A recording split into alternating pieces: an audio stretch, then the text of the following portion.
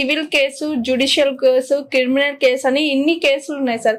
ఒక్కొక్క దానికి అంటే సివిల్ కేసులో ఎలాంటివి ఉంటాయి, క్రిమినల్ కేసులో ఎలాంటి కేసెస్ నమోదు చేసుకోవచ్చు అని అంటే తెలియని వాళ్ళకి క్లుప్తంగా ఏ సెక్షన్స్ కింద వస్తాయి?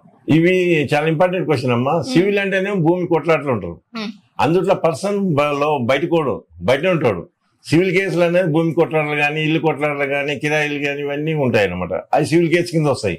క్రిమినల్ కేసు కింద అంటే దొంగతనాలు కానీ, మర్డర్లు కానీ, రేప్ కేసులు కానీ, ఏదైతే గంజాయి కేసులు కానీ, మధ్యకాలంలో సీఎం కూడా ఇప్పుడు వచ్చిన ప్రజెంట్ కూడా నేను డ్రగ్స్ కంట్రోల్ చేస్తా అది పేపర్లు కూడా ఇస్తున్నారు కదా, ఇవన్నీ కూడా క్రిమినల్ కింద వస్తాయి. ఎందుకంటే ఇప్పుడు చీటింగ్ కేసులు కానీ ఏదున్న అఫెన్స్ మొత్తం కూడా క్రిమినల్ కేసు కింద వస్తాయి. క్రిమినల్ కేసులు ఏంటంటే పర్సన్ లోపలికి పోతాక కొంచెం బాధ ఉంటుంది. ఎవరైనా లోపలికి పోతున్నా బెయిల్ రావాలి, ఇప్పుడు ఆ బెయిల్ వచ్చే క్వశ్చన్ కూడా లేదు, చెప్తలేదు, అంత ఈజీగా అయితే రావు. ఇంతకుముందు అంటే బెయిల్ మీద వచ్చేసేవాళ్ళు చేసేవాళ్ళు. కొంతమంది మేము జడ్జి మైనస్ అవన్నీ తప్పు, అవన్నీ ఎందుకంటే తప్పుడు స్టేట్మెంట్లు. ఇప్పుడు అఫెన్స్ బట్టి సెక్షన్ బట్టి ఉంటాయి అనమాట.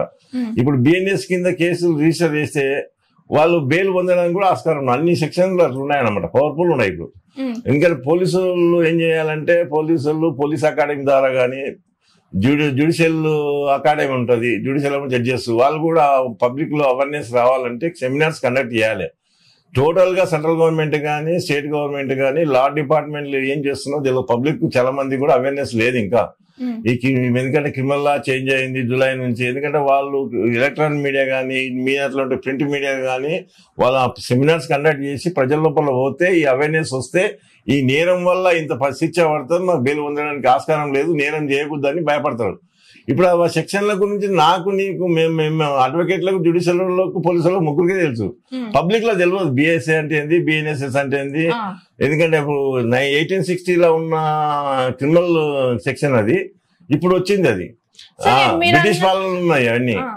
సార్ మీరు అన్నట్టే బ్రిటిష్ పాలనలో ఉన్న సెక్షన్స్ అన్ని ఇప్పుడు మీరు జూలై 1 నుంచి సెక్షన్స్ కొన్ని మార్చారు కదా సార్, మనం మార్చుకోవచ్చా సార్? అది లాలో ఉంది, అది లాలో ఉంది, లాలో కాన్స్టిట్యూషన్ లో ఉంటది. ఆ కాన్స్టిట్యూషన్ ఉన్నప్పుడు అంత అంతగా నేను ఎవరు మార్చలేదు. దాని మీద కండక్ట్ చేసిండు పార్లమెంట్ లో మెజార్టీ అప్పుడు ఉన్నప్పుడే. దాని మీద కొంత లా కమిషన్ తో కనుక లా కమిషన్ మొత్తం స్క్రూటినీ చేసినాకనే ఈ సెక్షన్ కింద పనిష్మెంట్ అయితే దాని మీద చర్చలు జరిగినాయి. జరిగిన తర్వాతనే చాలా మంది అడ్వకేట్లు కానీ జనరల్ పబ్లిక్ అపోజ్ చేసిండ్రు. బీజేపీ గవర్నమెంట్ ఉంది కనుక వాళ్ళకు మెజార్టీ ఉంది కనుక పార్లమెంట్ లో పాస్ అయింది. ఇప్పుడు కూడా చాలా మంది అపోజ్ చేస్తా ఉన్నారు. మీ అట్లా అన్నట్లు అమాయకులు వాళ్ళ పడితే వాళ్ళ బెయిల్ పొందడానికి కూడా ఆస్కారం లేదు, అమాయకులు కూడా ఇప్పుడు ఏం లేదనమాట. అందుకని చెప్పేసి కంపల్సరీ ఇచ్చే అనుభవించాల్సింది, అంత ఈజీగా మటుకు బెయిల్ రాదమ్మా ఇంట్లో. ఓకే సార్, మీరు కూడా చూస్తుంటారు న్యూస్ లో బాగా బర్నింగ్ కేసు అయితే విజయసాయి రెడ్డి, శాంతి మాధవన్ గారి కేసు బాగా బర్నింగ్ అవుతుంది సార్. అంటే ఏపీలో నేను అడిగేది క్వశ్చన్, ఏపీలో అయినా 29 రాష్ట్రాల్లో కామన్ అంటారు. అదే అయితే ఇప్పుడు రీసెంట్ గా పోలీస్ వాళ్ళు శాంతి గారికి ఒక పంపించారు, పిటిషన్ నోటీస్ పంపించారు సార్. అదేంటంటే శాంతి గారు మీ భర్త ఎవరండి మాకు చెప్పండి అని చెప్పారు. అలా ఒక పోలీస్ వాళ్ళు ఒక మహిళకు అలా పంపించడం కరెక్టా కాదా సార్? ఇది చట్ట ప్రకారం రాంగా, చట్ట ప్రకారం రైటా? ఇలా ఒక మహిళకు పంపించడం పోలీస్ వాళ్ళు రాంగే అండి. అది పోలీసు వాళ్ళు క్వశ్చన్ వేసి ఆమె ఒక రైట్స్ ను, ఆమెకున్న అవేర్నెస్ ను అవన్నీ మొత్తం కూడా కంట్రోల్ చేయడానికి పోలీసు వాళ్ళు ఉంటారు కనుక ఒక మహిళను ఎందుకంటే అవమానపరిచినట్లు అది. నీ భర్త ఎవరు, నీ కొడుకు ఎవరు అని అడగదు. అది కోర్టు చూసుకుంటుంది. వీళ్ళ పోలీసు వాళ్ళకి ఏమి ఉండదు అనమాట. ఏమన్నా వస్తే పోలీసు వాళ్ళ దగ్గర కంప్లైంట్ వచ్చినా కేసు రిజిస్టర్ చేయాలి, కోర్టుకు పంపాలి. వాళ్ళు ఏమైనా కోర్టు ఏమన్నది కాదు, తప్పది, రాంగ్. వాళ్ళ మీద యాక్షన్ కూడా తీసుకోవచ్చు. అయితే ఇదే కేసు మీద మాధవన్ గారు ఇప్పుడున్న బిడ్డకి తండ్రి నేను కాదు, సో నేను డిఎన్ఏ కూడా రెడీ, మీరు ఎక్కడికి రమ్మన్నా నేను రెడీ, పక్కా ఎవిడెన్స్ తో వస్తాను అని ఒక మహిళ మీద నిందలు వేస్తున్నారు. అది నిజం ఉండొచ్చు, అబద్ధం ఉండొచ్చు. ఇన్ కేస్ డిఎన్ఏకి వెళ్ళి ఆ ఎవిడెన్స్ రాంగ్ రైట్ అని వస్తే ఎలాంటి సెక్షన్స్ కింద ఆ మీద కేసు ఫైల్ అవ్వచ్చు, లేదా అది రాంగ్ అని తేలితే ఆయన మీద ఎలాంటి సెక్షన్స్ కింద కేసు ఫైల్? ఆయన మీద డిఫమేషన్ కేసు వేసుకోవడానికి ఆస్కారం ఉంటుంది. నువ్వు మహిళను అట్లా అగౌరవపరిచి, ఎందుకంటే మా భార్యాభర్తల బంధం అనేది 4 గోడల మధ్యలో ఉంటుందండి, బహిర్గతం చేయకూడదు. ఆయన వాళ్ళ నీకు డౌట్ వచ్చినప్పుడు డిఎన్ఏ కన్నప్పుడు కోర్టులో పిటిషన్ వేసుకోవాలి. కోర్టు వాళ్ళని ఎవిడెన్స్ కానీ, ఆమె ఎవిడెన్స్ కానీ వాదనలు విన్న తర్వాత డిఎన్ఏ టెస్ట్ పంపిస్తారంట. నీవు నేను అడిగినంత మాత్రం డిఎన్ఏ రాదు. పోలీసులు కూడా ఎగ్జామ్ చేయరు. కోర్టు నిర్ణయం తీసుకోవాలి. కోర్టు నిర్ణయం చేసుకున్నాక మీరు మీడియాల ముందర మాట్లాడి ఆ మహిళ ఇట్లా ఈ మహిళ ఇట్లా ఆ మహిళలను గౌరవపడతాం కూడా తప్పదనమాట. మహిళలు రెస్పెక్ట్ ఇవ్వకపోతే ఇప్పుడున్న BNS యాక్ట్ కింద సీరియస్ అఫెన్స్ కూడా అవుతాయి. అందుకోసం అతను అన్నప్పుడు డిఫమేషన్ కేసు అది మీద చేసుకోవడానికి ఆస్కారం ఉంటుంది, పనిష్మెంట్ కూడా జరుగుతుంది అతనికి. సార్ ఇలాగే సోషల్ మీడియాలో కూడా చాలా కేసెస్ వస్తున్నాయి. అంటే ఒక భర్త పోయి వేరే అమ్మతో ఉండడం, పట్టుకోవడం, ఆ భార్య పోయి రెడ్ హ్యాండెడ్ గా పట్టుకోవడం, అక్కడే కొట్టడం, మీడియాలో పబ్లిక్ చేయడం, ఇలా అంటే అవతల ఉండేది కూడా ఒక మహిళే కదా సార్, యువతలో ఉండేది మహిళే, నేను కాదను, బట్ మీడియాలో పబ్లిక్ చేస్తున్నాడు. అలాంటప్పుడు ఇలాంటి వాటి మీద మీడియా మీద కూడా ఎలాంటి అయినా కేసెస్ పెట్టుకోవచ్చు. అంటే వితౌట్ ఆమెకు ఎలాంటి మాస్క్ కానీ లేదంటే ఎలాంటి ఫేస్ బన్ చేయడం కానీ లేకుండా అట్లాగే సోషల్ మీడియాలో పెట్టేస్తున్నారు. అమ్మాయి మ్యారేజ్ కావచ్చు, మ్యారేజ్ కాకపోవచ్చు, తర్వాత అమ్మాయి ఫ్యూచర్ కూడా ఎఫెక్ట్ ఉండొచ్చు కదా సార్. సో మీడియా మీద ఏదైనా ఉండొచ్చా? మంచి క్వశ్చన్ అండి. మీడియా అనేది వాళ్ళకి రైట్స్ అండి. అది ఏంది ప్రజల లోపల ప్రభుత్వం లోపల ఒక బ్రిడ్జి లాగా అనమాట. ఇది బ్రిడ్జి వంతెన ఉంటాయి కదా, ఆ కమ్యూనికేట్ ప్రజల లోపల తీసుకుపోవడానికి ఇటువంటివి చేస్తారు మీడియా మీద యాక్షన్ తీసుకోవడానికి. అంటే వాళ్ళకి ఆల్రెడీ ఇన్ఫర్మేషన్ వస్తుంది కనుక వాళ్ళ దాకా అంతా యాక్ట్ ఉంటే కనుక ఏ కోర్టులో అయినా కూడా డిఫమేషన్ కేసులు అయినా కానీ ఇటువంటి కేసుల్లో పనిష్మెంట్ ఇవ్వడానికి ఆస్కారం ఉంటుంది.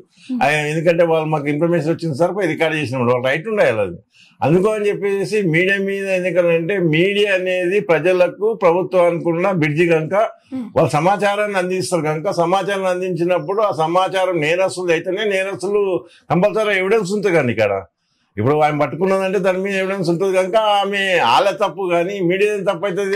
కానీ సార్ ఇప్పుడు మన సుప్రీం కోర్టే ఇల్లీగల్ గా ఉండడం కరెక్టే, వాళ్ళు ఇద్దరు సంబంధం బాగుంటే ఉండొచ్చు అని సుప్రీం కోర్టే ఒక స్టేట్మెంట్ ఇచ్చింది, ఒక జడ్జిమెంట్ కూడా ఇచ్చింది కదా సార్. మరి అది అప్పుడు తప్పెందుకు అవుతుంది సార్?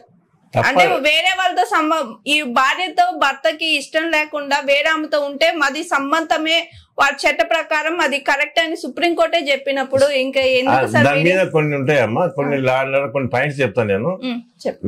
అమ్మాయి వాళ్ళ భార్య భర్తల మంద హిందూ మ్యారేజ్ యాక్ట్ ప్రకారం కానీ హిందూ యాక్ట్ ప్రకారం కానీ ఏదైతే ఉందో మీరు అనేది కరెక్ట్ క్వశ్చన్. అది భార్య సంసారానికి పనికిరాదు, భార్య అనారోగ్యంతో ఉన్నట్లుంటే, భార్య చచ్చిపోయినట్లుంటే అతను ఉండడానికి ఆస్కారం ఉంటుంది. భార్య ఫిట్ ఉండి భార్య ఆరోగ్యంగా ఉన్నప్పుడు వేరే మహిళతో ఉండడానికి చట్టం ఒప్పుకోదన్నమాట. అది ఎందుకంటే లీగల్ గా పెళ్లి చేసుకోవాలంటే కూడా ఆమెతో కలపాలన్నా కూడా ఫస్ట్ భార్య కన్సెంట్ తీసుకోవాలి. ఫస్ట్ భార్య మనం ఉన్న హిందూ యాక్ట్ ప్రకారం అది మెయిన్ ఇంపార్టెంట్ కనుక పవర్ఫుల్ సెక్షన్లు ఉంటాయంట దాని మీద. బైగామ్ అని బినామా 498 కేసులు అని ఇవన్నీ పెట్టుకోవచ్చు. 494 కింద ఇంత ముందు కనుక ఇప్పుడు BNS వచ్చి BNS కింద పెట్టవచ్చు. ఒక మహిళతోని ఎందుకంటే ఫస్ట్ భార్యని కన్సెంట్ లేకుండా ఉండడం అనేది అన్యాయం, అది తప్పు కూడా, నేరం కూడా అది. అందుకని వాళ్ళ ఆమె నేరం ఉన్నప్పుడు కంప్లైంట్ ఇవ్వాలి కానీ బహిరంగంగా పోయి దాడులు చేయడానికి కూడా తప్పది, అది కూడా తప్పే. ఒక మహిళ మీద ఒక మహిళ పోయి దాడి చేయడం అనేది తప్పే. నీకేమైనా ఉంటే లీగల్ యాక్షన్ తీసుకోవచ్చు కానీ పబ్లిక్ ఒక ఫ్రెండ్ ఉండొచ్చు, ఒక ఆమె ఉండొచ్చు, క్లాస్మేట్ ఉండొచ్చు, ఎంప్లాయీ ఉండొచ్చు, కో ఎంప్లాయీ పోయినంత మాత్రాన పబ్లిక్ లో కొట్టాలని కట్టుకుంటే ఎందుకంటే భార్యాభర్తల మధ్యలో కొట్లాటలు ఈ మధ్యలో ఎక్కువ అవుతున్నాయి కనుక ఏదైనా మహిళా ఎంప్లాయీ కానీ అసిస్టెంట్ కానీ ఉంటే వాళ్ళని పట్టుకొని మేము ఇద్దరు రెడ్ హ్యాండ్ పట్టుకున్నాం అనేది తప్పది.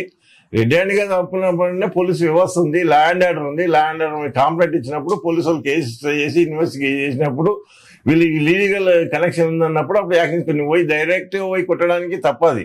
ఓ మహిళ మీద దాడి చేయడం అనేది కూడా తప్పు. ఈమె మహిళనే ఆమె మహిళ కనుక తప్పది, నేను ఖండిస్తున్నా కూడా నేను.